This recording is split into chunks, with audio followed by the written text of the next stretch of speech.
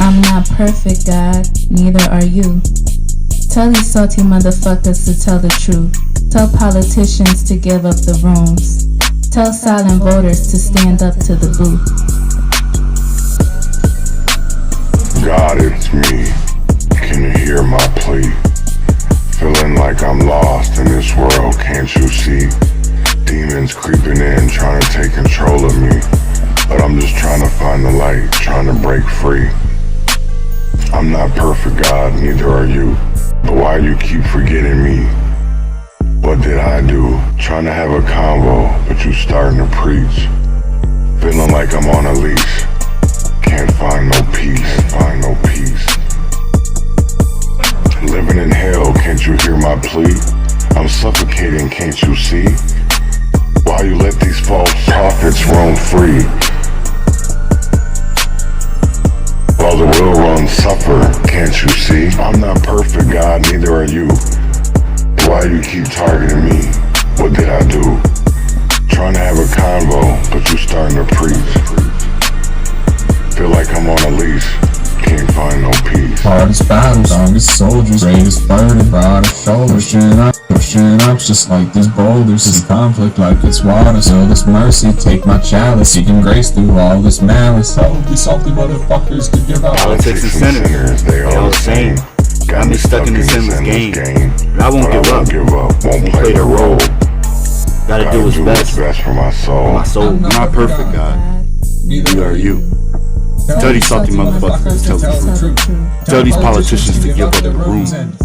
Tell silent voters to stand up to the booth. Living wild but truthfully free. God keep on watching over me. Take my pleas and keep the receipts. I just want all of humanity to be free. Good morning, and welcome to the Urban Conservative. This morning we're going to talk about guarded lies, tainted snacks, and capital gains. But first I want to get into some music, and this is Corey's Perspective, Nino Blaze 407. And with that, I'll be right back. Terrorism. A country that manifests fear within itself for political and social control. The truth is what you see. Come take a walk with me. Yeah. You might not like what you see. Don't wanna live this life too fast, I just don't wanna die. Too many unaccomplished visions I ain't brought to life. I know I wasn't brought this far to never make it happen. Tell me how I earn these scars if I ain't get shit cracking. Dreams I had of myself and my visual cortex, creating reality with a flow that's flawless. Born with it, I ain't bought shit, my baby is gorgeous. Type the hit, and you know I gotta record it.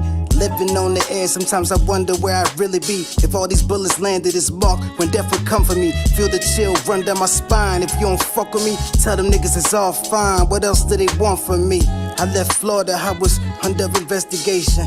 Think it damn how much I make, 6 figures still ain't made it. I won't be happy till I put 7 in my mama account, and I get it in large amounts. Pussy nigga don't. Let me take a minute to recollect my thoughts right now. A lot of times I get the rap and I just seem lost right now. Hindsight looking back, where did it start right now? Visualize, pick it apart right now. I am the light, give me the spark right now. Please, shh, quiet. Nigga don't talk right now. Receive the message coming out about my vessel. Sometimes my thoughts be hard to wrestle. Sometimes it's hard for me to get up on these instrumentals and rap about something simple when shit ain't nothing simple. If I ain't like your ass, I just ain't fucking with you. Call my nigga Corey and tell him all about my story and all about the homies that lived and that died before me. Get a sense of his perspective, another lens I can view through. This life is a whole collective, another world I could view to. Superstitions or fictions, or is it all contradictions? If the world fell short of my image, ain't it up to me to fix it? Energies kept at a distance, but close enough so they listen. Poor with self-serving fucks filled with all these predispositions, and all the preachers really crooked like these politicians. More worried about what they make and less about what the fuck is given. Like I'm trapped up in a prison prison, serving a life sentence. Deluded and equivocating to the masses how they relate. When the passion of the Christ had Mel Gibson on his fucking face behind closed doors, arguments about fornication. When it be the ones that made it, really be the ones closer to Satan. I'm saying if they got the check to influence the masses, I bet. Don't be blind to the bullshit, recognize it to the fullest. They ain't nowhere where there's absolute truth. From where I look at everything distorted from our perception and how I took it. If you feel just what I'm saying, ain't too many that can put it into a box and wrap it up, or the stove, or the way I cook it. I spit it at your brain, but it's just rap. Are you still entertained? Truth is, we all trapped in this illusional frame. I'm tired, can't hold back how I've been choosing the pain. We all suffering slow deaths while the truth remains stained. We all suffering slow deaths while the truth remains stained. The moment you realize you can't free the light, your mind is trapped inside of the darkness. Will you overcome all the lies? Will you see the truth that you find? 407, baby. You know the fucking vibe. You can never put the eggs in me, you better like that. Hang on me, boy. But I thought y'all niggas ninja. That was Nino Blaze, 407, Corey's Perspective. And like I said, good morning. I want to talk about guarded lies, tainted snacks, and capital games. And the first story I have for you this morning is out of the ethics subcommittee. That happened yesterday morning. And there is about, I won't probably play the whole 40 minutes, but I was watching this yesterday, right? And I was like, this got to be insane. He's got to be joking, right? I heard a lot of bullshit. I heard a lot of things that were not the truth. And yet, this is a Senate committee. This is an ethics, and they're talking about conflict of interest. And this is something that is very serious in North Minneapolis and Minneapolis, period, because we're seeing a lot of fraud and waste when it comes to money given inside of our communities, right? So I want to play a little bit of this ethics committee hearing yesterday that happened. And with that being said, I'm going to be quiet and let this play. Files 2970 and 2978 for two separate reasons. First, the representation was provided on a pro bono basis, and therefore Senator Champion had no financial interest in Salem Inc. relating to that representation. Second, Senator Champion's representation was completed, as he noted, prior to the introduction of either Senate file. The pro bono representation is provided without a charge to the client. It is free. The attorney receives no compensation for those legal services provided to the client. It is a duty that lawyers have under the rules of professional responsibility to provide pro bono service. As part of the honor of being able to serve in this profession that Senator Champion and I share, we have a responsibility to provide pro bono services to help support the communities and the people who can't afford access to the courtrooms. That was what he was doing. He was carrying out that responsibility and doing it without compensation. It's conceivable that there could be a situation where a member who is an attorney or another professional has a client with outstanding bills, and that such a member could benefit indirectly if the client receives funds from the state. That makes it easier for the client to pay the outstanding bills. But that circumstance does not exist here because there were no legal bills, let alone outstanding legal bills, related to this representation. It was provided for free. And where there is no compensation provided for the legal services, there can be no financial interest that could give rise to the potential conflict. This conclusion is consistent with the advisory opinions represented by Senate Counsel Stangl from 2004, 2008, and 2010. I know she didn't go through those in details, but some members, if you have the opportunity to review those, you will find the analysis is essentially the same. There was no financial interest of the senators who requested those advisory opinions, and therefore the subcommittee at those times concluded that there was no conflict of interest. The second point is Senator Champion represented Salem Inc. and Reverend McAfee in connection with 5 related lawsuits on this real estate foreclosure matter, All 5 were addressed in mediation before Tim Cook on October 5th, and the parties reached a settlement that day. They signed a mediated settlement agreement on October 5th, and then a full mutual settlement agreement and release was signed on October 7th, 2022. That was it. It was done. Both agreements provided that the plaintiff, not Salem Inc. or Reverend McAfee, was responsible for filing the stipulations of dismissal. I'd point in particular to paragraph number 3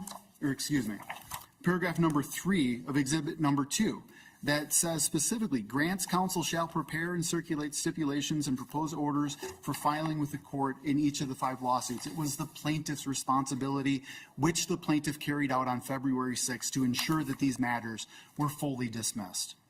The work was done before any of the Senate files at issue with this request were ever brought to the floor, brought to Senator Champion's committee.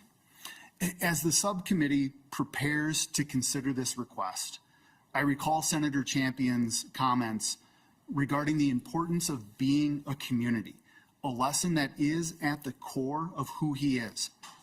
Members, we are here because Senator Champion is a proud member of his community and advocates for North Minneapolis here at the legislature and in his professional life. That's why we're here, is because of his commitment to provide that pro bono service to help close the housing gap, not because of any financial conflict of interest. There is no conflict of interest. The pro bono representation does not and cannot create a financial interest, and Senator Champion's representation of Salem Inc. and Reverend McAfee was completed prior to the introduction of the Senate files. Accordingly, Senator Champion respectfully requests of the members an advisory opinion pursuant to Rule 55.2 that Senator Champion did not have a conflict of interest with respect to Senate File 2970 or 2978. Thank you, Mr. Zoll and Senator Champion. Members, if you have any questions, we'll proceed with those now. But before I open the floor to questions, I'd like to remind the subcommittee that Senator Champion has requested the subcommittee to serve in an advisory capacity under Senate Rule 55.2 and to issue a recommendation and provide its advice as to whether he has a potential conflict of interest. There is no disciplinary aspect of this process. There is a separate proceeding from the complaint brought by Senator Kroon against Senator Champion, but we're not talking about that complaint today. There's a hearing scheduled to determine probable cause on Friday, May 2nd to handle that matter. Members, are there any questions for Senator Champion? I have one while you're thinking. Senator Champion, just curious, approximately how many hours of pro bono work did you provide in this situation? Do you keep track of your hours? Madam Chair, the number of hours, it was probably like 40 hours, if not 50 hours. I can think of just at least one of the mediation days being like 12 to 13 hours, right? And then the other, work around the clock in order for them to be able to come to some agreement. It's a lot of time that I spent on that case. Okay, thank you. And then I just had another question about Senate File 2970, the 2023 bill. Did that pass and become law? And could you say again, I think you referred to it a little bit, is what was that funding for? Was that in what bill? Was it part of a bigger bill? Could you just talk a little bit more about that bill? Yeah, thank you, Madam Chair. It was for, as I mentioned, a job/community violence prevention strategy that came through the jobs bill, and it also required us to not only speak about it in our committee, but also in conference committee, because the House didn't know about it, but they wanted to have more information about it. So they required not only Reverend McAfee, but also Lisa Clemens and others to come in and testify. So it was a part of an omnibus bill that— Senator Champion, so the appropriation was to Salem Inc. and what? No. Who was the appropriation to, and what was the amount? The appropriation was to Community Action, a partnership of Hennepin County. Okay. And the amount was $6 million, not just for Salem. There was a sharing of $3 million for Mother's Love and $3 million for 21 days of peace. So it's 1.5 a year, and that's how you get to the appropriation. And again, that money went to Community Action Partnership of Hennepin County, where the president is Clarence Hightower, because we also want to make sure that there is this extra layer of accountability as well as coverage, and so that is who that grant went to. Okay, thank you. Questions from the members? Senator Miller. Thank you, Madam Chair. Just a follow-up on Senator Champion. Was the amount for Salem Inc. designated in the bill, and it just went to the other organization as a pass-through, or Salem Inc. was not listed in the legislation at all? So, Madam Chair, Senator Miller, if my memory serves me correctly, it was for 21 days of peace. That's how it was named, if my memory serves me correctly, and then also to A Mother's Love. So Community Action Partnership was the pass-through. They entered into the agreement with DEED in order to make sure that all the information supplied and needed, they were the bridge between the agency and the other organizations to really make sure that they adhere to DEED's DEED's criteria. Members, Ms. Carlson will send you copies of the bill so you don't have to search for them in a later email. Senator Miller, any more questions? Yes, Senator Kunish. Senator, Senator Champion, when you talk about the pro bono work that you do, is this a unique situation, or has this been a pattern or a practice of yours from the very beginning of your law practice, and does it continue today? Can you talk a little bit about what your pro bono work looks like, and what sort of issues you feel urged to provide that no-cost legal support? Senator Champion. Thank you, Madam Chair, and thank you, Senator Kunis. So let me start out wide or granular and then get more narrow. So our profession really encourages us as attorneys to do pro bono work. In fact, they like to ask how many pro bono hours did you provide? But that's always been who I am. So even before the Minnesota Supreme Court or the board or others, required it, I would do it for my community. What that looks like is that if there's a nonprofit, or if there's especially like a church that would ask me a legal question, if I could answer, I would. If I need to step in and help, I would.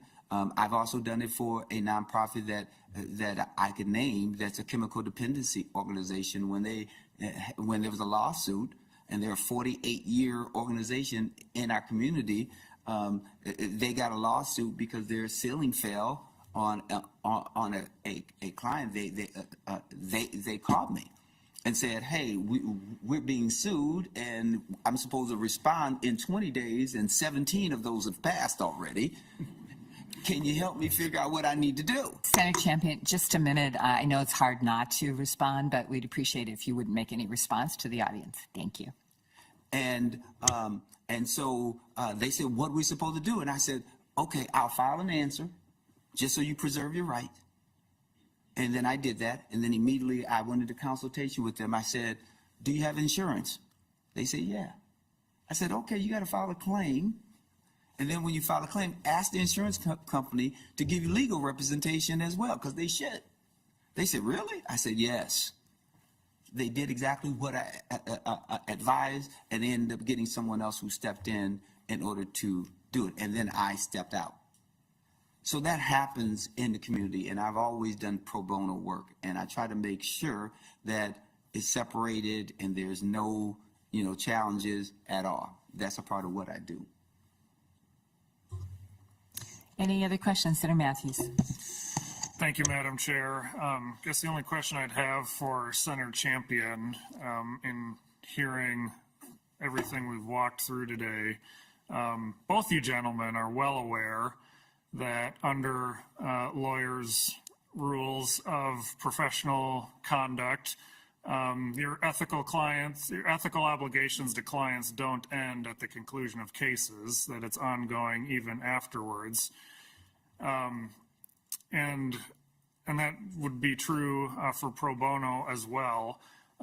So the question I have is, in the committee hearings, which I've not been able to review yet, the committee hearings in 2023 or in 2025 about the bills in question, was there ever even an oral comment made about this entity being a previous pro bono client, even as short or as passing as just a notification of here's a prior relationship that we had? Or if not, is that something, Senator Champion, that you would potentially do in the future should a situation like this ever arise again? So, Senator Champion. So, Madam Chair, Senator Matthew, thank you for the question. One is that there are no violation of any ethical rules, and in fact, when someone's put in the ethical complaint, which is for a separate date and time, you still have the same responsibilities if they're a paying client or a pro bono service. The service and what you give someone never changes. When we think in terms of whether I brought anything forward in 2023 or 2025, no, because I understood that there was no conflict, and under 10A.07, you're supposed to identify if there's a conflict if you have a financial interest or a business financial interest, and none of that existed. And so there was no need for me to discuss a prior relationship, because that again had happened in 2022. Now you asked me a forward-thinking question, which I can always appreciate. I think that there's been a lot of discussion about whether our conflict of interest rules are weak and whether they should be changed or modified, and I recognize that that's not what we're here to talk about. We're here to talk about whether my actions lined up with the rules, and they did. I always think that there's room for improvement, that you look to see, is there any change that we should make, and how should we approach it? How do we make sure that there's equity and fairness in professions? Because right now, when you think in terms of lawyers, you can track lawyers, but we don't track accountants and insurance brokers or real estate agents. Like, how do you do it, right? And should something be done, or at least that be visited? Yes, but that's at another time, another opportunity, and I always believe that there's room for improvement. Senator Matthews. Quick follow-up. Thank you, Madam Chair. Senator Champion, is there anything now with where you sit today, where if we went back to the two previous hearings, would you have done anything differently in the two previous hearings? And if so, what would those potentially be? Senator Champion. So, Madam Chair and Senator Matthews, I wouldn't do anything differently because I didn't do anything wrong. I think that's first and foremost. Do I think that there's always an opportunity to revisit our rules in order to make sure that our rules are thoughtful and appropriate? Sure, but I didn't do anything wrong from the perspective of finishing a case in 2022, not having a conflict. There would be nothing that would suggest to me that I should say something. Not to also mention the fact that what I represented him for was a real estate foreclosure action, and what we were talking about was a community public safety / employment initiative. But I don't want it to come across like, I don't ever believe that we should, rethink our rules. I recognize that even from 07, some people raised in 07 to say that there's always been these challenges with our Senate rules, whether we're talking about things that happen in other senators' districts and how do we do it where we are still applauded for being members of our community. We still should be members of our community, and there should always be a pathway to encourage us to be members of our community. And so that is what I believe is important to do. Senator Miller. Thank you, Madam Chair. There are a couple things that I'm struggling with today. But before I share what I'm struggling with, I'm going to share a couple things that I'm not struggling with. And I am not struggling with the fact that Senator Champion is a strong advocate for the community that you grew up in, the community that you represent. Not only are you a strong advocate, but you are a champion for the communities that you represent, and you should be commended for that. And I think the folks in the room today are here to show their appreciation to you, and it's a great sign for you to have this support from your community. But what I am struggling with, Madam Chair and members, is we're here to determine an advisory opinion, but to me, an advisory opinion is something that should be issued before something is done. And here we are after the fact, and especially now that there's also a pending ethics complaint. So I'm not sure that we're in I emailed him this morning, Mr. Jeremy Miller, to offer an opinion. I do feel like we were, it was more of a courtroom setting, and I appreciate the crash course 101 in exhibits today. So thank you for bringing all those, Senator Champion. That was very helpful to walk through. But to me, what we did today better represents what would be done in the hearing on the ethical complaint, not on an opinion of whether or not there was a conflict of interest, because this situation has already occurred.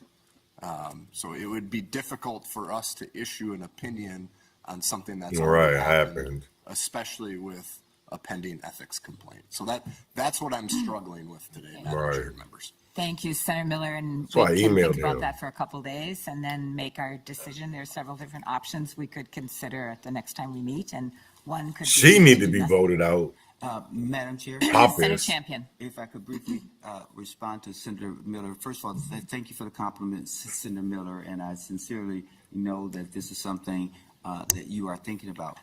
But it is my understanding, we can go to Senate Council, it is my understanding that this is not the first time that a subcommittee on ethics has been asked to render an opinion after something has alleged to have occurred.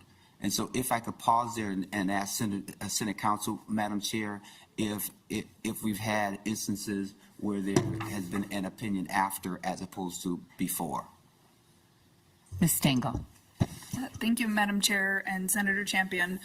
If you take a look at the opinions in your packets, members, there are 4 opinions that I referenced earlier, and each of them touch on a variety of different subjects. Some of them relate to bills that members had introduced and asked if they had a conflict of interest on bills that they had introduced. Some of them relate to employment, and others relate to complicated situations that I won't get into now for the sake of time, but all 4 of those opinions are not prospective, but relate to things that have already happened and are seeking advice on things that had happened.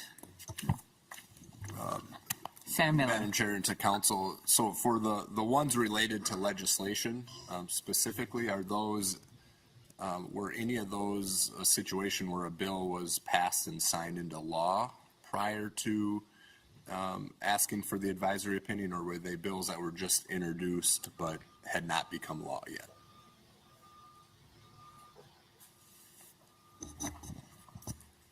Ms. Stengel, sorry. Madam Chair and Senator Miller, I need a minute to consult my notes. I know in at least one of the situations it was about introduced bills, but there was another one that was more complicated, and I don't recall if the bill was enacted or not. And Madam Chair, while she's looking that up, had I been on the committee whenever that was, I would still be struggling with the same thing, because again, to me, an advisory opinion is asking for something prior to it happening. I can see it maybe a bill being introduced and then asking if it's a conflict of interest, but after it becomes, after it's already, again, what's the point of it? I'm not taking a position other than it's just something that I'm struggling with internally. That's why I emailed him. Madam Chair, if I can say, Senator Champion. 2 years ago, when I introduced the bill for this initiative, there was nothing raised as a concern. Because they didn't know. If it's out of sight, it's out of mind, right? And that's one thing that's not talked about. A concern. Once different individuals started writing things in papers and making innuendos. Oh shit! I utilized the rules. This is why I want to stop for a minute, because they say that people, that the only reason why this was brought up, it was because of news articles. Yes, I agree with that, right? I agree 100%. But what I don't agree with is that nobody was ever talking about this, because that's a lie. It's that nobody took it serious until newspapers and the media started talking about it. That's one thing that they're not talking about. This was, he doesn't care about our community. And I'm going to say this is because he's talking about, all these bills and all these things, right? It's not easy to get to Bobby Champion.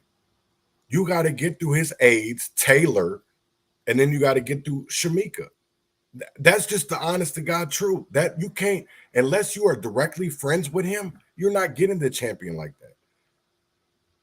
Because I remember when we were doing Operation Hug the Block on 36th and Penn, and Bobby Champion rolled past us, and I'm like, he got caught behind the bus, and he had to stop, and I'm like, damn, that's Bobby Champion. So I yelled him out. He came over there. It was me, Marcus, the man who came all the way up from Philadelphia, who started Operation Hug the Block out there in Philadelphia, who is actually Dr. Umar's daddy, came out here and stood with us. And the crazy thing of it is, not many people know who he was. I didn't know he was Dr. Umar's daddy.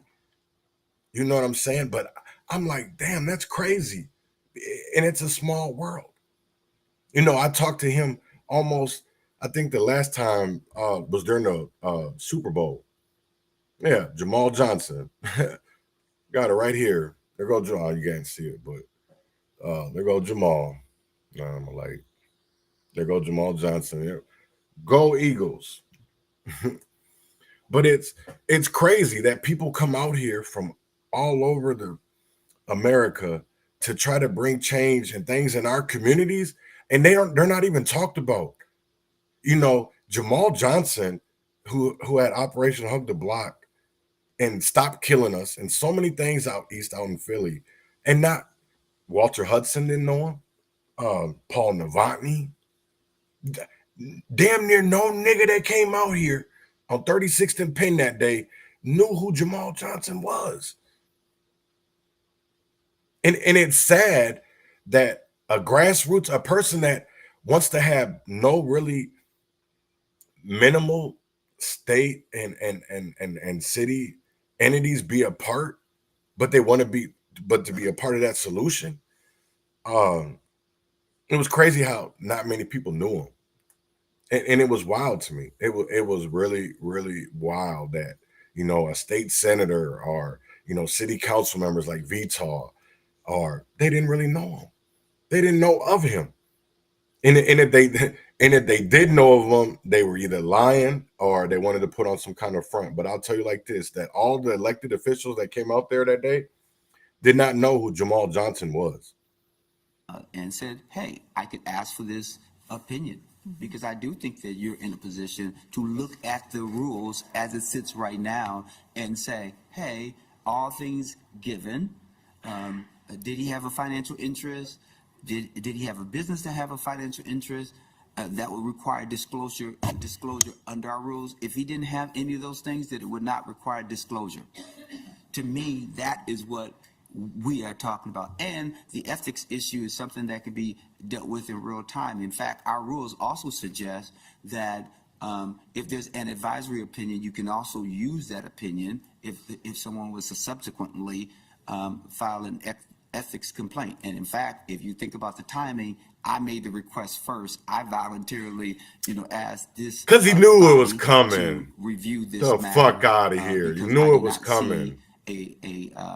A conflict, and it's one of those. You knew it was coming, Bobby. To be regardless, you knew it was coming. You knew that momentum was coming. In my opinion, have not changed. Mm-hmm. Senator Miller. Wow. Oh, all right. Senator Matthews. Thank you, Madam Chair. And just building on that, I was reviewing some of these older opinions that were provided to us just for reference as well, and asking that same question: where did they line up, whether it was prospective or retrospective? And the closest one that I came to, I think, still differentiates from this case a little bit, because it was, from my read of it, a policy provision that ended up in an omnibus bill that ended up getting vetoed. Right. So I didn't see where it came into law.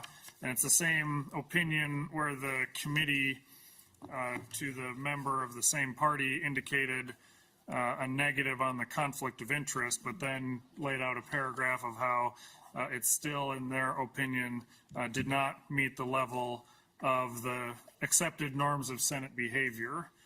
So there was kind of a two-prong approach that they took with that. Nonetheless, still with it, that was within the same legislative year during 2010, and I haven't seen any that is asking for the 2-year look back that we're having in this case today. And that's some of the discussion that I agree with Senator Miller about, whether this is even meeting the definition under our Senate rules of a potential conflict of interest, because potential, its working definition is usually something like it's capable of being but not yet in existence. It's latent or undeveloped. And that's not at issue with the case, and I don't think that any of the prior opinions necessarily met that standard either, because it appears it was either bills that ended up getting vetoed or it was in the process, such as a member who had introduced a bill and then wanted to check on anything before any final determinations were made, oftentimes with no final determinations being made. So we're in a bit of a different situation here than I think we've ever been with a request like this to the Ethics Committee. Madam Chair? Senator Champion. Two things. We must remember that I asked promptly when a concern was raised. And if you also look at Senator Julianne Ortman's case, it is my understanding that she sought an advisory opinion concerning her role as chief author of 2 bills while serving as the finance director for Hennepin County Sheriff's Office. And the Subcommittee on Ethical Conduct reviewed the matter and determined there was no conflict of interest. So I don't subscribe to the fact that the committee can't review this. And here's the other test. I don't believe, unless Senate Counsel tells me something different, that the test is whether a bill becomes law or not. The issue is whether there is a conflict, and if there's a conflict, it has to be disclosed, and when it has to be disclosed. So I want to make sure that there's clarity as it pertains to this. And I want to go back to this. The law is very clear under Minnesota Statute Section 10A.07. It talks about whether I had a financial interest, and I did not. And that's easy to deal with, and it's easy to say that's not a conflict. If someone wants to raise another issue outside of that conflict of interest provision, then they have a right if that's what they want to do. But as it pertains to the conflict of interest, it's very narrow, it's very clear, and we have the facts that suggest and yields us to find and for you to provide an advisory opinion that I did not present a conflict of interest. Madam Chair, if I Mr. Zoll. Speak to this, because these are some important issues to address. First, I don't agree with the interpretation that potential conflict necessarily refers to a conflict that has not yet come into being. I don't think that is the most natural or fair reading of the provision in Rule 55.2, but rather it is to provide an advisory opinion to a member about whether a conflict exists or not. It's potential in the sense that there are circumstances that exist that may cause someone to ask the question of whether there's a conflict, and it's asking to resolve that nature of potentiality, not a temporal, linear moving through time nature of potential, but does it exist or does it not? Are these circumstances that would give rise to a conflict of interest? And I think that's the better reading of the reference to a potential conflict of interest. I also note that Rule 55.2 provides that the subcommittee must serve in an advisory capacity. So it doesn't have the option to decline to serve in that role. It is a requirement. And as Senator Champion noted, he didn't raise the issue in 2023 because it didn't cross his mind or anyone else's that his conduct would even have the potential to create a conflict of interest. But when questions came up in 2025, he promptly came to the subcommittee asking for an advisory opinion on what is a very narrow issue of whether a conflict exists because of his past pro bono representation of Salem Inc. and Reverend McAfee. And I would point, as Senator Champion did, to the March 6, 2008 advisory opinion issued to Senator Ortman, which was requested in February of 2008, relating to two pieces of legislation that Senator Ortman had introduced. One, the preceding year in 2007, and another earlier in 2008. And it provided an opinion regarding the past conduct of proposing this legislation. I agree with Senator Champion, it's immaterial whether the legislation was enacted and signed by the governor and enacted into law. The question is, was there a conflict in presenting it? And the 2008 opinion is an example, a very strong example, of taking that backward-looking approach of did the past conduct create the potential for a conflict of interest. I also note that there are two Senate files that are the subject matter of Senator Champion's request. One from 2023, 2 years ago, another from 2025, this year, I believe roughly a month ago when that was introduced. And I commend the subcommittee to look at the timing in 2008 with respect to the Senator Ortman request, and you'll see that this is precisely the type of situation where members of the Senate are allowed to come to this subcommittee and get guidance on these issues. And Madam Chair, if I Senator can Champion. One additional thing, I agree with everything my counselor said. The role that this committee must serve in is to also inform us for future behavior. If we have if lawyers, for an example, are encouraged to do pro bono work, and they do that pro bono work, and pro bono means for free, does it violate the rules? And if the answer is no, it doesn't violate the rule, that helps inform every other person. And remember, if there's a desire to change the rules or change the law, then there should be an act to change the law, but not hold us responsible for what people think the rules should be. And I just believe that that's important for this committee to wrestle with and understand. We have a very clear pathway here to understanding, and council's right. This is from 2023, and then also the current bill is 2025. More questions? Senator Miller. Thank you, Madam Chair. So I respectfully disagree with council on the 2023 legislation. It's already passed and it's become law. It's hard for us to issue an advisory opinion on something that will not change the outcome of that bill. We could say, yes, it was a conflict. That bill still was signed into law. We could say, no, it was not a conflict. That bill was still signed into law.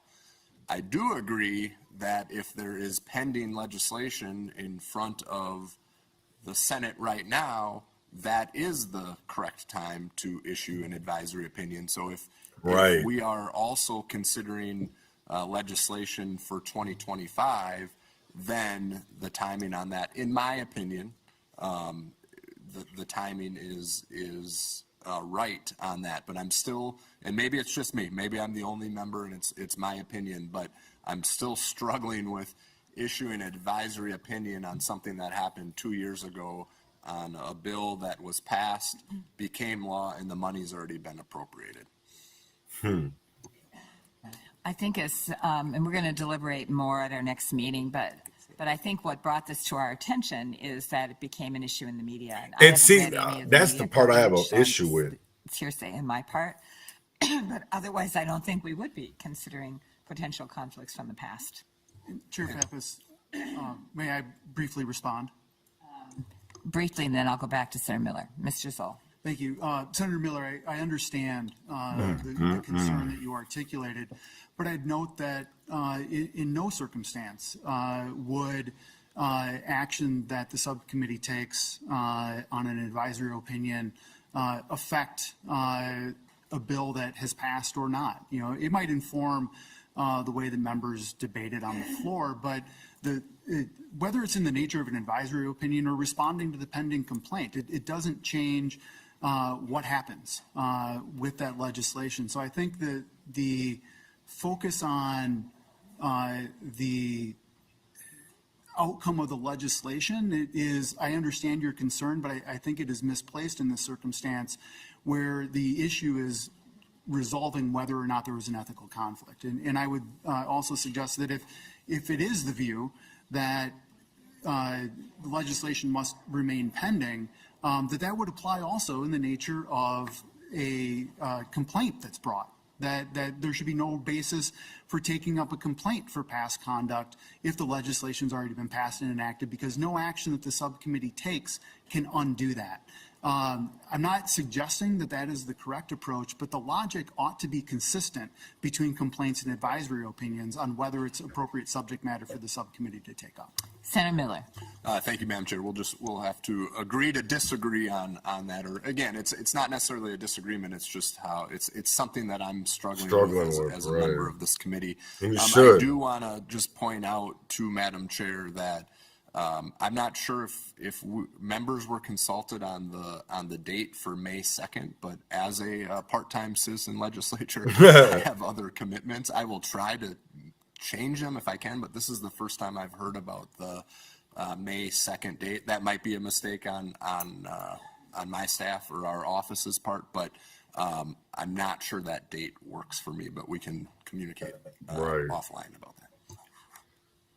Any other questions? Any other questions? Madam Chair, the one thing Champion. I want to underscore is the fact that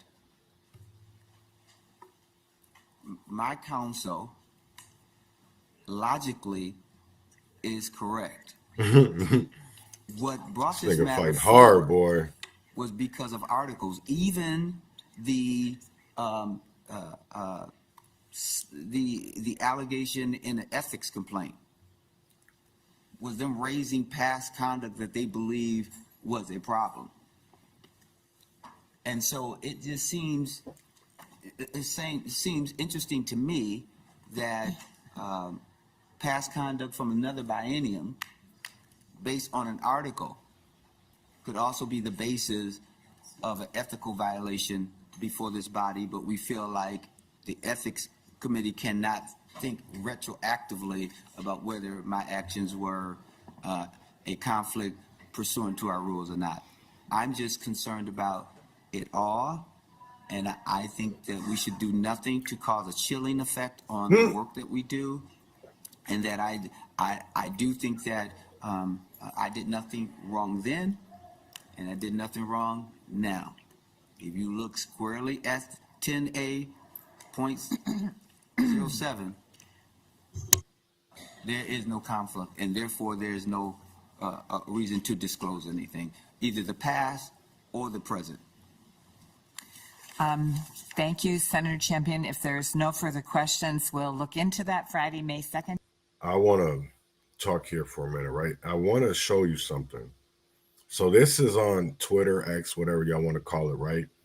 And it says, please don't judge Bobby Joe Champion for grifting millions of dollars of taxpayers' dollars for his clients and friends unless you want to be judged for grifting millions of taxpayer dollars to your clients and friends. That, you know, and you have people that come out. It's now more than ever. This is Cindy Devanich. Now more than ever, standing with Senator Bobby Joe Champion in this time of need. Judge not lest you be judged. Let us extend the same grace and support we hope to receive in our times of challenge. Come on. That's why, to me, it's all bullshit. It's all and this is the one thing, right, that people do not, and maybe they fail to realize, is that, yes, okay, there wasn't states. I will say this: there was House members that took these allegations serious because, as I've explained it, we did a whole presentation in front of the Republicans, the GOP, whatever you want to call them, years ago. So before the media even ever, this is the one thing, if it is, that's crazy as fuck to me, right? Because nobody ever brought this up yesterday, is that it wasn't just the media. There was a whole presentation already done to Republicans. There was a whole presentation of showing the DBAs, of showing their LLCs. So who was, damn, there's a lot of articles. Right. He's claiming to be singled out. He said that his conduct is no different. Champion in an interview said he's being unfairly singled out. No, he's not. You know, the crazy thing of it is you're not being singled out. The crazy thing of it is that the bigger they are, the easier they fall. So once we get to you're the number 3 Democrat in Minnesota, behind Walz, behind Flanagan, then it's you, the Senate president. So because you think that you're on the top of that totem pole, you can't be touched. You can do whatever you feel like you're doing. It's fine. And it's not, you're mad. He says that we're making the situation bigger, wider, and more corrupt. No, your family members have made it that way. Your connections to all your, here's the crazy thing, because people want to say that a lot of this information it's only in newspaper articles, and no, it's not. That's a lie. A lot of this information has came out in 990 forms, which is a federal. This is all public information. The same thing with the FBI warrant. All of them links to Salem Inc., to Hennepin County Cap. You know, all these names, the FBI was watching certain places. They were watching 2507 Bryan Avenue. They were watching 715 Penn. You know what I'm saying? So, like, let's be honest here. How this is the one thing, because they said that they want to keep it a fair process. That's what we want too, because I'm tired of seeing the grifting, because we've seen the big old one with Feeding Our Future. We've seen Refocus. We've seen Kairos. We've seen New Way. We've seen the senior citizens. We've seen the daycare centers. And we're continuously seeing this. And this is not the first time. This is not, you know, that's the one crazy part for me, right? Is that a lot of people want to say, especially in our Black community, want to say, oh, he's being smeared, he's being railroaded. No, he's not. He's not the only one. You've seen who KSTP or WCCO, Care 11 or whatever. The city of Minneapolis just came out about change equals opportunity. Jamil Jackson. He was the other group. Change equals opportunity. All of this has been, I'm going to tell you right now, people got into certain places of positions to better, not everybody, but to better just the people around them. Because the people that disagree, because that's what this all comes down to, a lot of it, is we don't have the same political, they're liberals. So they agree with tampons in boys' bathrooms and, you know, public education, taking away parental rights and doing all this gender affirming care. Them niggas like Eliza Darris, Jonathan Mason, John Thompson, they agree with that shit. They vote for that shit. Let's talk about it. Ilhan Omar, they vote for that. Even, the crazy thing is the Republicans want to say that, oh, we voted no. You still sat there and did nothing. You sat there and did nothing. And I'm so tired of it. Well, we don't have control. Yes, you do. If you educate the people, we can get so much further. But I don't see, to be honest, there's not a lot of people out here that are educating, because I see a lot of confusion. I see a lot of, well, I only did this. No, you didn't, man. It's already been out there. If you go back on certain Facebook, like Roberts, he's a crazy corpseman on Twitter, X, whatever you want to call it. If you go on Marcus's, we've been talking about this shit. This isn't nothing fucking new. None of this. The only thing of it is, if it's out of sight, out of mind. And a lot of people weren't going to newspaper articles, because this information was coming out on Facebook. It was coming out on X, Twitter, whatever you want to call it. You had people in the community talking about this shit, but we're still out here electing these people to fuck us over. To fuck us over. Right? And here's my big ass thing. This is my problem with it, right? Is that he was conveniently sidestepping any official conflict of interest, even as his own family members benefited. So how is that not a conflict of interest, Bobby? You say that you didn't benefit. Okay, that's fine and dandy. But how weren't your family members benefited? Because of that champion last name, or because they had connections inside that community. I won't even say connections, personal relationships. Because you said it yourself in your little 30-minute with nobody, you weren't interrupted. You went up there and lied. Because it's not that easy. When people disagree with the narrative, with the agenda of the Democrats, you don't fuck with them. You don't. Hey, Laverne, if you're watching, how easy is it to get hold of Bobby Champion? Tim Reverend Tim, if you're watching, how easy is it to get hold of Bobby Joe? Marvina, if you're watching, how easy is it to get a hold of Bobby Joe? It's not easy. Before he blocked me, Jonathan Mason had put up a post that Taylor had reached, who is his assistant, put up an email that he could get a 15-minute meeting. That's not what he was doing.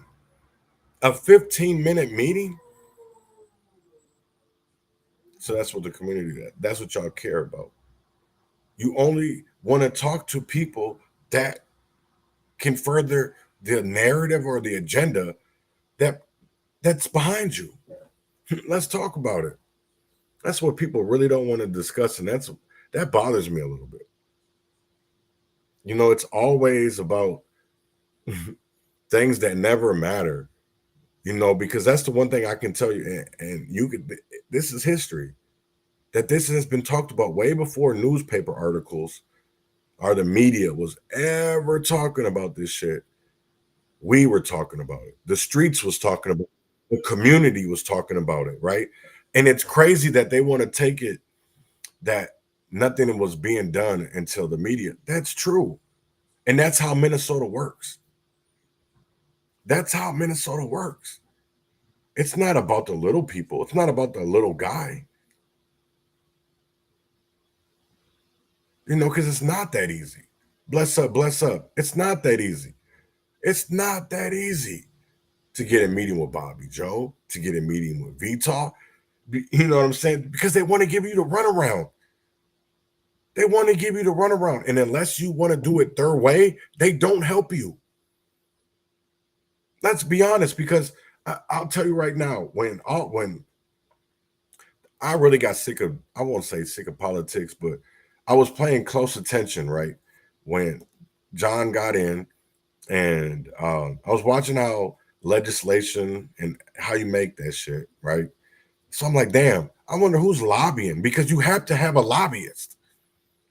That's the one thing that's not being asked. Who was the lobbyist that connected supposedly Salem Inc., Hennepin County Cap, that 21 Days of Peace, A Mother's Love? Let's talk about that, because then you're going to talk about your family members. Which you went under a little bit early when you talked about your mother, when you talked about rest in peace, when you talked about, that your family went to Tabernacle, was across the street from Salem, West Salem Baptist Church. Come on, man. Where they used to be. We understand that you're a product of North Minneapolis. But once you got control of that money, come on, you're not the same Bobby Joe Chan. You're not the same Bobby that was a part of that crew that robbed Target on West Broadway.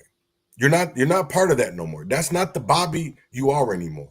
You're not a Bobby for the people. You're a Bobby champion for money. Let's keep it real. Let's keep it 100. And maybe you don't always benefit right in person, but you do benefit somehow. And I want to get into next is that KSTP, not KSTP, 5 ABC put out an investigative report.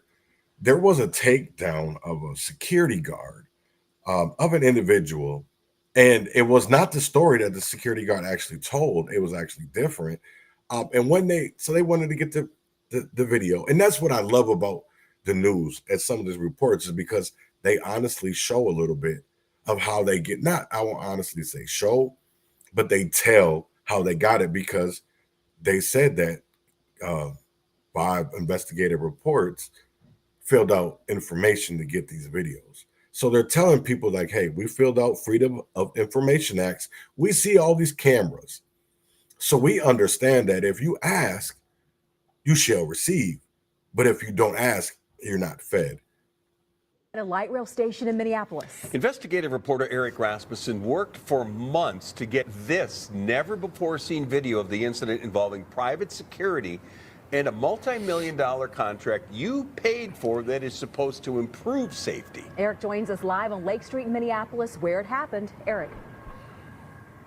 Lindsay, Kevin, $11 million of your money. That's how much Metro Transit is on the hook to spend for private security at light rail stations like here at Lake Street. Now, the incident in question happened right back over here, and our investigation found these private security guards appearing to play by a different set of rules than sworn police.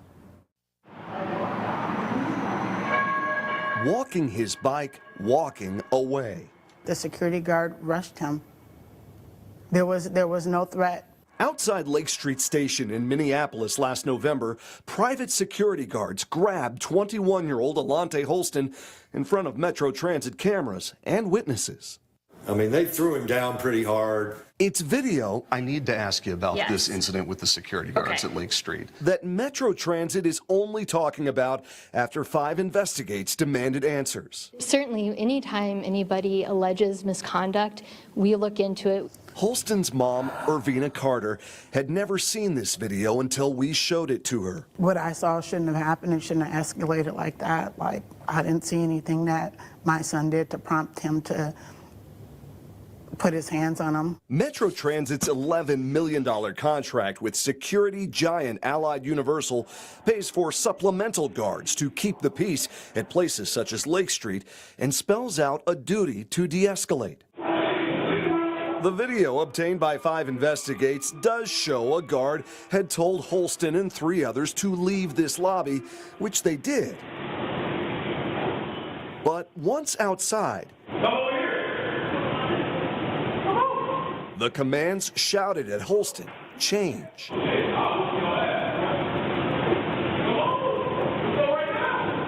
No sound on this camera to know what was said between them, but we can see the guard throwing Holston's bike twice, the same guard who later grabbed Holston from behind as he appeared to be leaving. Alante was just going to retrieve his bike, and he was caught off guard by the security guard attacking him. Metro Transit police only arrived after a witness called 911 about security guards assaulting someone. According to this report, one of the guards, Kendall McGinnis, told officers that Holston threatened to shoot him and that he only grabbed Holston when he approached to enter the Lake Street station. A statement directly refuted by this video of Holston walking away. Police officers later found he was unarmed. I'd like to know what their policies are on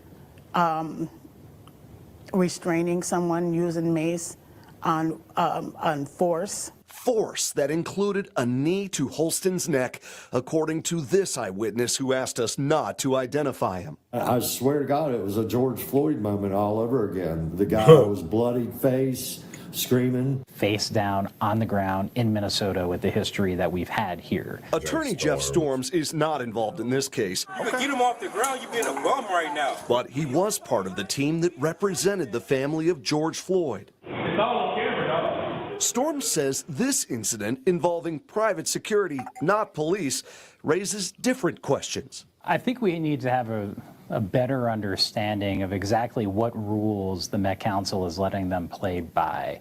We brought that exact question here to the Metropolitan Council, which oversees Metro Transit. But their answer was that they do not maintain use of force policies for private security officers. No policy, despite that $11 million contract with Allied Universal. You all spend a lot of money on these guys. What do you say to the public, to the taxpayers? Well, we hold our personnel, whether they work for Metro Transit or whether they're under contract, we hold our staff, all personnel, to high standards. Metro Transit had denied all of our requests to speak with General Manager Leslie Canderas until we showed up at this public meeting last week. What's Metro Transit doing about this? So first off, security at our locations is a top priority for us. Have you seen the video? Have I seen the video of the incident? I have seen, I think, parts of it. I'm not sure if I've seen what you've seen, but Wow. I've seen parts of it. What did you think when you saw it? I believe that we need to be looking into this situation. Allied will only say it has an active investigation. The company's contract requires it to produce and share special incident reports with Metro Transit. Yet for this incident, so chaotic, you could see a witness in red kicking one of the guards. The Met Council told us we are not aware of any reports created by the private contractor. Do you have any idea why they're not sharing these things? We are reviewing those processes because it is important that we have that documentation. What do you think to hear that? I think that somebody didn't do their job. Right. You think somebody should lose their job over this? Hell yeah. I think somebody's should. Right, bodies. Now, Alante Holston's mom tells me that he transported himself to Regions Hospital for his injuries that day. Police issued him a trespass notice, but he was never charged with a crime in connection to this incident. I can tell you he is currently in the Ramsey County Jail on an unrelated case. Like so many, Holston's mom tells me he's been battling addiction and they are working to get him into treatment. Eric, what happened to those security guards that we see in the video? Lindsay, we certainly asked, and Metro Transit tells me those guards continued to work on transit after that takedown out here back in November. Holston's mom says she wants to see criminal charges filed, so of course, we'll continue to follow up. I know you will. That's crazy. So how many people remember when 21 Days of Peace, we're in like Aldi's or Cub Foods and doing shit like this, and we've seen police reports about We Push for Peace. It was crazy because I had court yesterday, and there was a guy who was in jail, and that's where his employer was. It was We Push for Peace, and I'm like, that's fucking crazy. Yeah, it was pretty. I don't know what Minneapolis and Minnesota really stand for. It's like, do we really care about the people? Do we really care about what's right and what's wrong? Or do we only care about what the obstacles are? Does it look good? Does it look bad? How are we going to look? How are our systems, like the police, going to look? How is there going to be there is that mistrust there? And that's why I feel like there are so many entities, no matter when it comes to government, judicial, when it comes to policing, when it comes to education, even healthcare, is that they never actually want to be transparent because it's easier to be lies and tell a narrative and make chaos so we don't get anywhere. I honestly do believe that. Let's see. Recently, Bobby Joe, Champion and Jerry employer Shamika Bogan, his legislative assistant, just got hired at B Suite for Black professionals.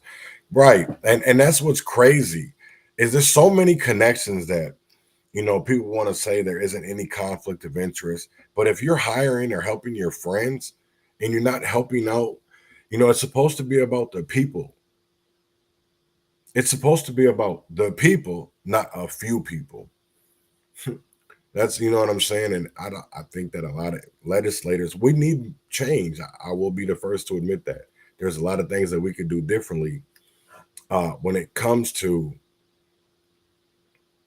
policies, when it comes to, you know, things that we have legislation on that needs to be updated or that needs to be changed. I think it is time that we need to be more in today's times and understand that there's a lot of fraud and there's a lot of waste. And if we don't have policies that can nip it in the bud, what are we supposed to do? Because we can call it out, but honestly, nobody really takes it serious to the media. And I want to go to what Bobby said, is that there wouldn't have been an ethics complaint if it wouldn't have been for the media. I don't believe that's the case. And you know what I'm saying? I don't believe that's the 100% honest cases, because before the news media even came out with this shit, is that most of the paperwork that the GOP has, and if anybody wants to ask their representative, they can, and maybe the representative can give them the truth, is that a lot of this information has already been fed to the GOP way before these articles ever came out. So let's not act like it's brand spanking new when the only reason why people are honestly taking it serious is because of the media. And I think they were more comfortable putting it out there, the ethics complaints, what they had, is because the media made them more comfortable. So that's what I will say, because you have a lot of people that send messages, and let's be honest here. There's a lot of messages, phone calls that happen that are be like, you know what? We need to stand up, and people have been wronged. People have been wronged in our community by our community leaders. And because they're a community leader, it got swept under the rug. Thank you very much, Chris. Shock in the North Metro tonight, where 2 people were found dead in a home after a confrontation with a neighbor. Multiple agencies, including the Anoka County Sheriff's Office, were called to a home on Snowy Owl Street Northwest in Ramsey this morning. One neighbor tells our Ben Henry that this is something that he saw on security camera video. And Ben is live right now at the Sheriff's Office in Andover. Well, that neighbor said he came home from work early as he was watching things unfold. Tonight, we are still working to learn more from the Anoka County Sheriff's Office, including what led up to that confrontation and what happened inside of that house where those 2 people were found dead. Therapy stating there's someone outside with a gun. As law enforcement responded, families in this Ramsey neighborhood watched on. I witnessed everything through my garage camera. Will Foster lives on Snowy Owl Street Northwest, not far from the home that's now the scene of a double death investigation. I got these videos of officers with AR-15s walking through my yard and SWAT members with dogs and all that stuff. They were driving on the lawn. Anoka County deputies responded alongside Ramsey police, SWAT teams, and the state patrol. He did have a black handgun in his waistband. He did show it to the victim. The call was for a man who confronted a neighbor with a gun before going back to his home. I can confirm inside waistband carry. There was a handgun. As law enforcement worked to make contact with those inside the suspect's home, There's been no movement in there. We'll take care of that with the drone. inside, they found a man and woman dead. Neighbors now left wondering why. It's really sad. I don't know what to. It's kind of a little hard because I have not gone through situations like this. We have little kids, right? We are like concerned, like the environment we live in. So that was a little different for us. it's mind-blowing, especially out here in the suburbs, is you don't expect to see or hear anything like that going on in your neighborhood. Investigators did not share how the two died or what happened inside of the home, both things we are working to learn more about from the sheriff's office. Tonight, the sheriff's office said no one was available for an interview. Live in Andover. That's crazy. And that's like my biggest problem, right, is that a lot of people think that the violence, it stops at the Twin Cities, right, at Minneapolis and St. Paul. But we're so much bigger. They're like, you think that crime only happens in Minneapolis. You think that crime only happens in St. Paul. But what about Rochester? What about Duluth? What about St. Cloud? What about Albert Lee? What about Jackson? What about the Iron Range? Because I will tell you right now is that there's a lot of sex trafficking. There's a lot of drug trafficking, human trafficking, sex trafficking that go on and such. You know, I was listening to, I don't know if it was this morning or it was yesterday, but I was watching something about, I think it was a high school, and they called it an urban area. And I was like, it was in Winona. And I was like, that's not, how the fuck is that urban? How many, and I only say that because that's not urban to me. That's rural. You know what I'm saying? Unless we're going by, now you got inner city, you got urban and rural. That's what, you know what I'm saying? Let's be honest. That's what we're doing now. Because Winona is not urban. I don't consider that an urban area.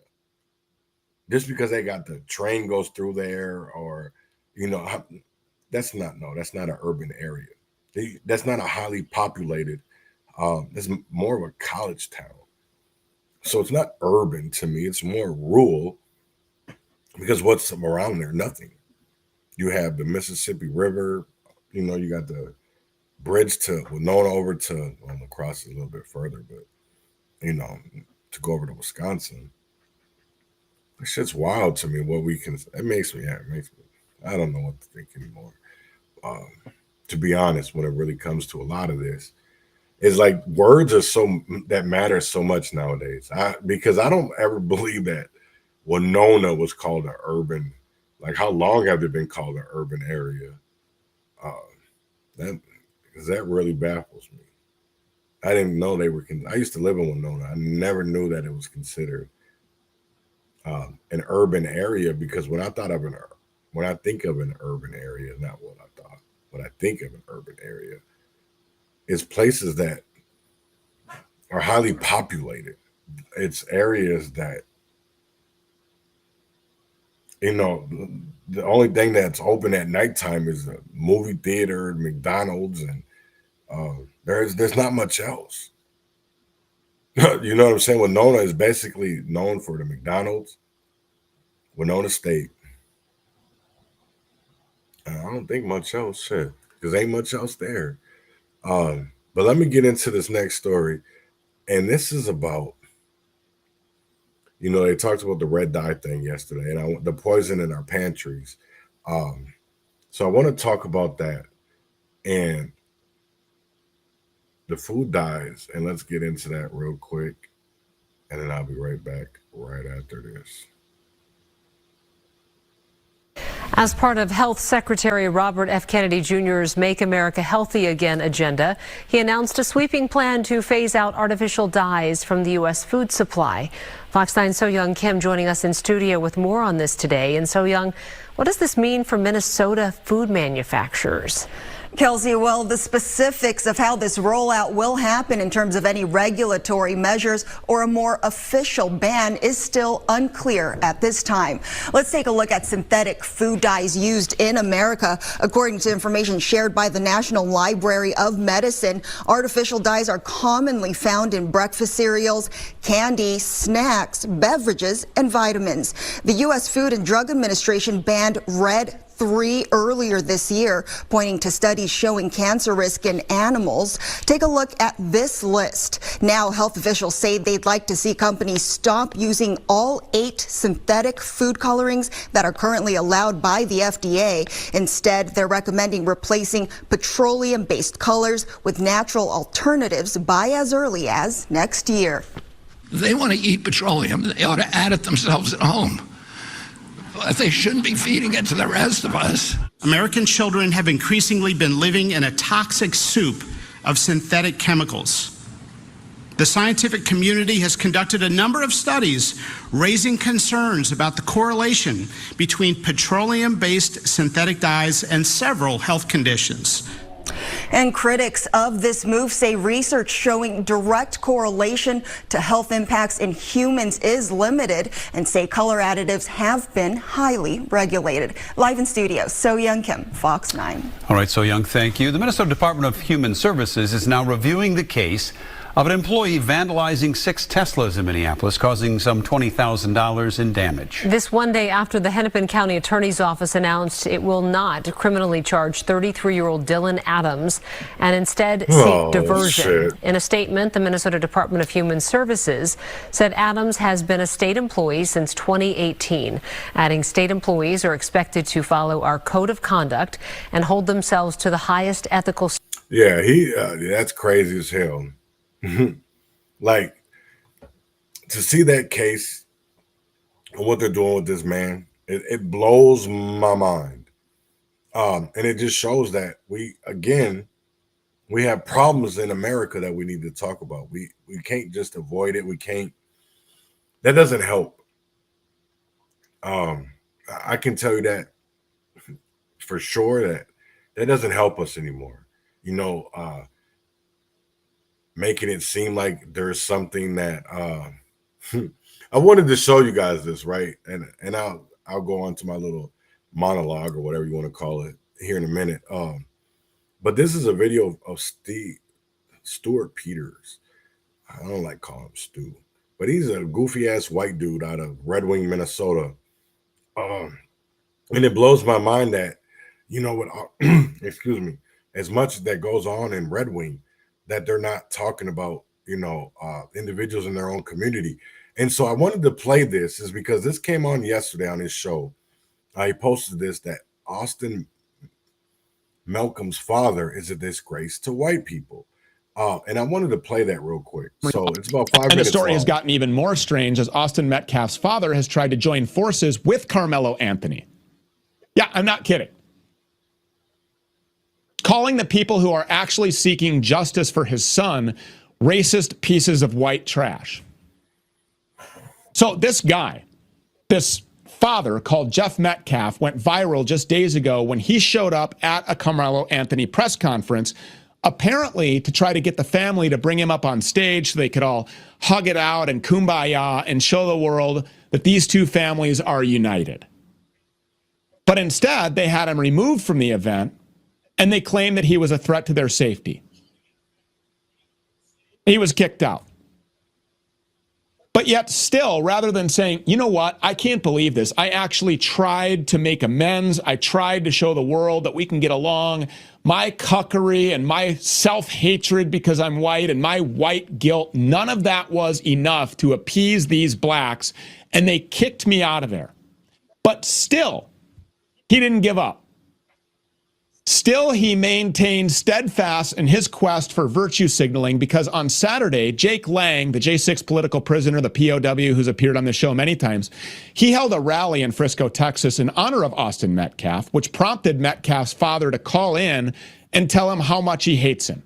Would you be willing to stand by me in a press conference or in an individual interview and talk about this issue that is larger than Austin at this point? God rest the beautiful young man's soul that would have been one of our strongest voices if he was still alive today.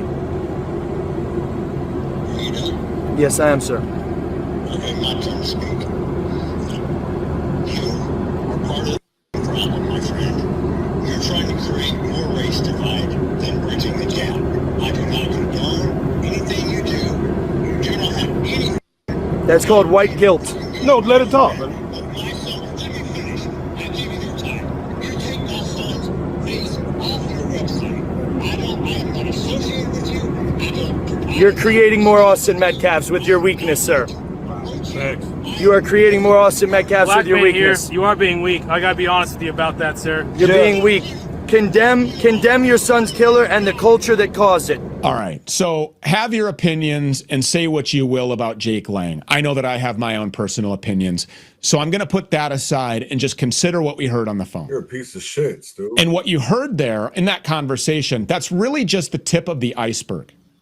So for additional context, I think it's important to note it gets even stranger because the guy holding the phone on behalf of Jeff Metcalf has been identified as an anti-white radical who's part of an organization called Black Males Winning. That organization claims that there's an ongoing Holocaust being carried out against blacks in the United States. So here we go again with that term. It's a Holocaust. 6 million blacks are dead at the hands of whites. Never mind the fact that black Carmelo Anthony murdered white Austin Metcalf. Black guys They need to go are the real protest at this victims nigga here. house in Red Wing. And Austin's dad wants to make sure that you know that and that you believe that and that you adopt that as fact and truth. If you're scratching your head and you're saying to yourself, you know, Stu, none of this really makes any sense. Yeah, that's because of course it doesn't. And there's obviously something else going on here. White boy. What kind of a father acts like this?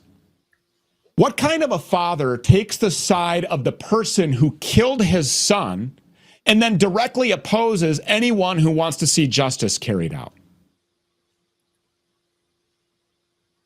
That's just bizarre behavior. Why is it bizarre? And if you're being honest with yourself, you will admit that's really bizarre behavior. The whole situation is bizarre. It's just not adding up. And now people are starting to wonder why Austin's twin brother and his mother have been so quiet on all of this. The Metcalf parents are divorced. We're only hearing from one side. Why? Why is that? I mean, it's possible. Could Jeff Metcalf be in need of some financial relief? Oh, wow. So he just sold out the legacy of his own son? Wow. Has cash exchanged hands? Has the promise of cash been issued? I mean, the fallout from this is starting to look like a manufactured wedge issue. To pit blacks and whites in yet another cutthroat battle so that we'll be distracted by something other than the Talmudic cabal that's running our country's into the dirt and raping our kids and sacrificing our babies, and to throw Jeff Metcalf in the middle of all of this makes a whole lot of sense. It makes this scenario. He dumb as hell. Wow. No wonder why he a dick sucker. I can't stand him, this punk ass nigga. I can't stand Stuart Peters. Yeah, I definitely can't stand him. Anybody that is politically that think that Stuart is okay in Red Wing, Minnesota, he's not. He's a cancerous fucking self. They need to write. Well, they already have wrote legislation about him. Is that bounty hunters can't be pretend to be police officers, impersonate. You know, he's been known as a rapper named Focus. He's been somebody who was arrested inside Jesse Ventura's house for impersonating somebody from Hollywood. This dude is a fake. You know what I'm saying? He's like somebody that is, in my eyes, and will continuously be somebody that is a non-factor. This is a man who, you know, just went through a divorce with his wife in Red Wing. You know what I'm saying? This was somebody who has scared his wife into the bathroom when he was drunk. This is somebody who's crashed an ATV in December, or maybe it was January, and said that it wasn't him, even though all this shit just baffles me. It just baffles me of like what we believe is right and what we believe is wrong. You know, I don't hear a lot of people in Red Wing, Minnesota talking about Stuart Peters. How do you eradicate hate? You can't eradicate hate by going on Main Street every Friday from 4 to 5 waving flags talking about gay lives matter. We was just doing that 5 years ago, talking about Black Lives Matter. You know, you're seeing White Lives Matter protest, just like with Jesse Metcalf. then honestly, I don't know the whole case. That's why I haven't given my opinion on it, because I wasn't there. I don't want to be spreading misinformation, because this is tragic. You had 2 high school kids that one supposedly was defending himself. And if you're not black, I'm going to say this because fuck Stu Peters, right? Stewart, whatever the fuck you want to call this dick sucker over here. Is that unless you can walk a mile in my shoes, you don't know how it feels to be different when it comes to skin color, especially skin color. You know what I'm saying? Because I'm not saying that they messed with Carmelo because he was black, but I think that it was a lot to do with it, that he was different than the rest of these kids that were under this tent. So he felt like since he was out of place, it would be easier to pick on him. And now, see, when people stand up for themselves, I'm not saying that this is the case, and probably similar to this, that when people fight back, then it's a problem. I'll say it like this. He went to court. I don't believe in the court system, because I see it up here all the time in Minnesota. I see so many wrongfully convicted individuals. And it's not always about color. It's about how much money you have. And that's what we've seen with Dylan, who did the Teslas. That was over $20,000 in damage, and you can't charge the man. But I didn't even spit at the police, and y'all want to send me to prison. That's fucking wild. That's wild. You know what I'm saying? Like, that's crazy to me. Even when I had my hearing yesterday, I said, I've done everything else to get off probation. I haven't had no violations. You know what I'm saying? And y'all worried about anger management. Because so I can pay the system to be able to do something. Get the fuck out of here. I'm going to do it. I'm over here talking shit because it's like, really? Do I want to go to prison over some shit that I could, so I just paid a little funky ass money somehow. You know what I'm saying? I'll deal with it. I'll call them. I'm gonna call them today or whatever. But it's sick. Now I won't even say it's wild what it comes down to. You can do everything possible in the book. You can do mental health shit. You can do your community work service. That don't matter. It doesn't matter. They don't care about how much good you do. They don't care about how much you changed your life, how much the turmoil you got to walk through. None of that bullshit. None of that. And to be honest, I think we seen that yesterday at court yesterday. I seen that last week at child support court when the Mexican man was up there. And then I even seen it yesterday when I went to probation court, and it's all about money. It's all about, they don't care about what you're going through. Because there's a lot of people that I heard yesterday that were going through different situations. And just like with the man yesterday, he was he was damn near done with probation, but they want him to do this domestic violence class. And it's like, damn, the more y'all just want to indoctrinate people. Because some people have healed on their own. And to be honest, if there wasn't, I didn't have the video footage and all that shit, to be honest, I don't think I would really remember it. The only reason why I honestly remember a lot of things is because I looked through my paperwork. I looked through my research. And to be honest, I got to give it up for Robert, is he doesn't know how he makes it so much easier for me, because I'm kind of discombobulated up here.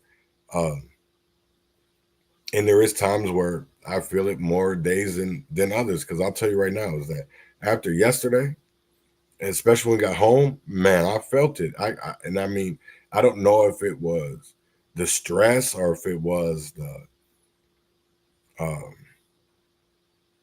to be honest, I don't know what it was. You know what I'm saying? It's like, I know I wasn't scared because I was all over Minneapolis. You know what I'm saying? I went out to go see my grandson's grave. And that was such a blessing to see. That was such a for Kingston. You know, I will always, you know, being out in Brooklyn Center and, you know, being out there, and I will always, always, always, always cherish my time there. You know, that's not something that I ever take for granted. Yeah, I will never, because there's so many things that I love about this world, and I don't take any of this for granted. You know, I pray for the day that I will finally be with my grand, that I will finally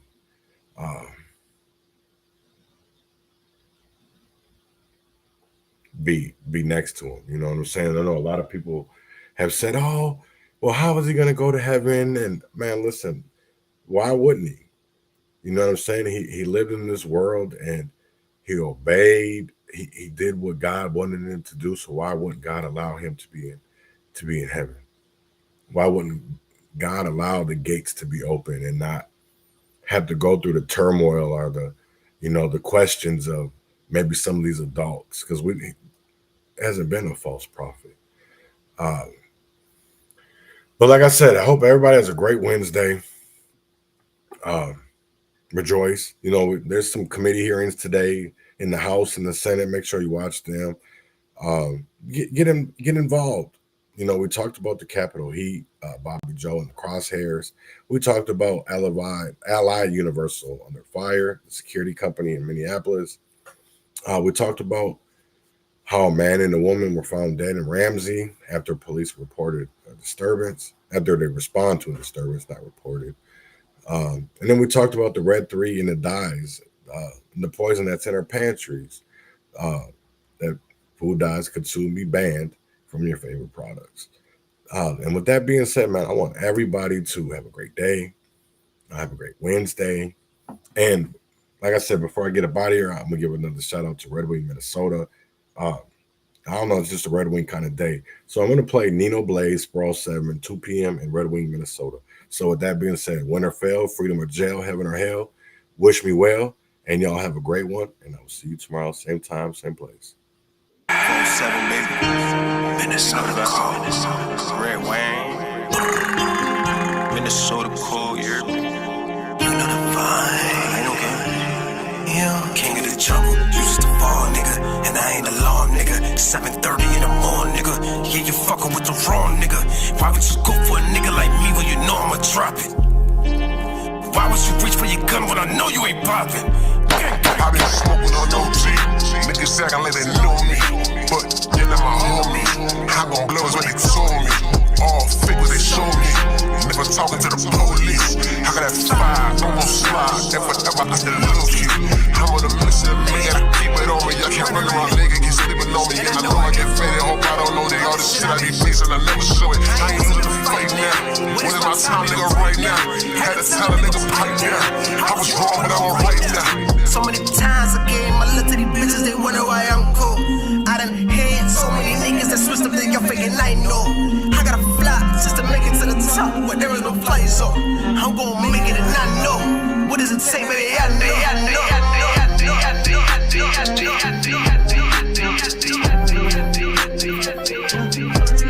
King of the jungle, you just a fall, nigga. And I ain't alarm, nigga. 7:30 in the morning, nigga. Yeah, you fucking with the wrong nigga. Why would you go for a nigga like me when you know I'ma drop it? Why would you reach for your gun when I know you ain't popping? What it is, people in the blaze from the 407 to the 507 Minnesota, you already know the fucking vibe. Man, I came from the south, I thought y'all niggas be cold, I guess the obvious is no. Look, if you rapping, you sing.